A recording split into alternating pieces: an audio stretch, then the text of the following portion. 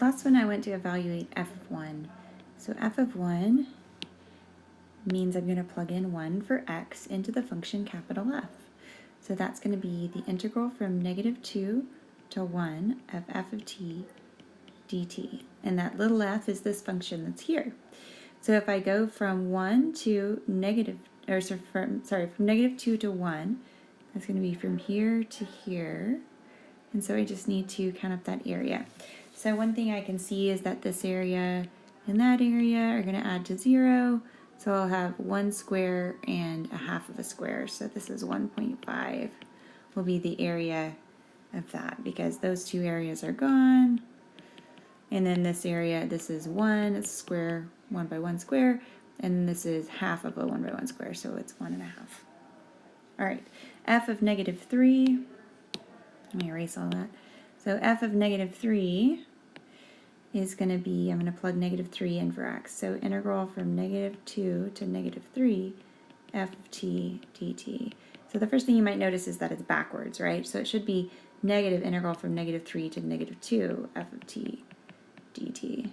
Okay, so now I can make sense of that area. So if I go from -3 to -2, that's this area here, and I can see that that again is a square of area 1 plus a triangle of area 1/2. And they're both negative, so I'll have negative of -1.5, which will be positive 1.5. All right, what about f prime of 2? So f prime of 2, of -2 is, well, I know that by the fundamental theorem of calculus part 2, I know that the derivative with respect to x of the integral from -2 to x of f of t dt is going to, so this is capital F prime of x, is the derivative of f of x, which is equal to, by the fundamental theorem part 2, that's f of x.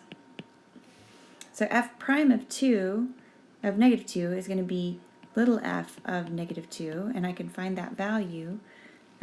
Here I can see little f of -2 is -1. Okay, and f double prime of 2. So if capital F prime is f, then capital F double prime of x is equal to little f prime of x. And if I'm looking for the derivative at 2, the derivative of f at 2, that's the slope here at 2. And that slope is what? Well, the rise is down 2 over 1. So it's -2 over 1, which is -2. So that's the slope when x equal 2. It's the slope of f when x equal 2. Okay, find a value where capital F has a local minimum. Justify your response. So I know that capital F has critical points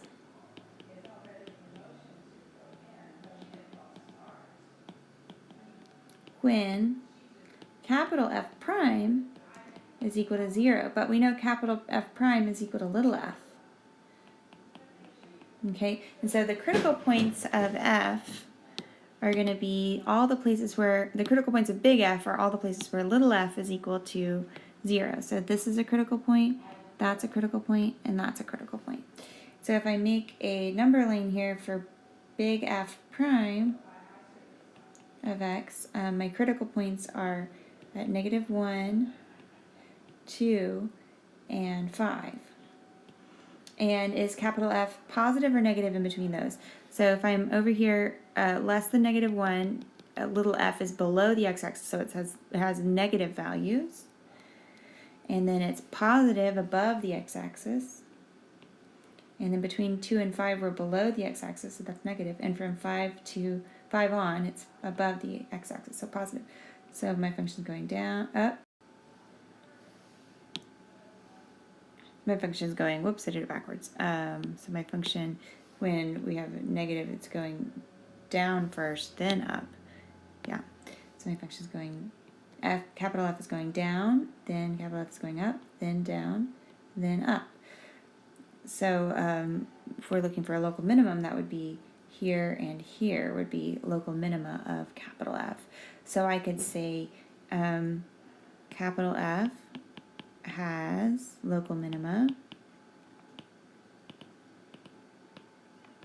at x equal -1 and x equal 5. And this makes sense because what is happening here, I'm accumulating negative area. And then at that point, when I reach -1, I've stopped accumulating negative area and I'm going to start accumulating positive area, which is going to mean my total area is going to increase. And then here, as I go along here, I'll be accumulating, again, negative area. And then when I get to 5, it's going to stop accumulating negative area. So that's going to be another minimum value of the function capital F.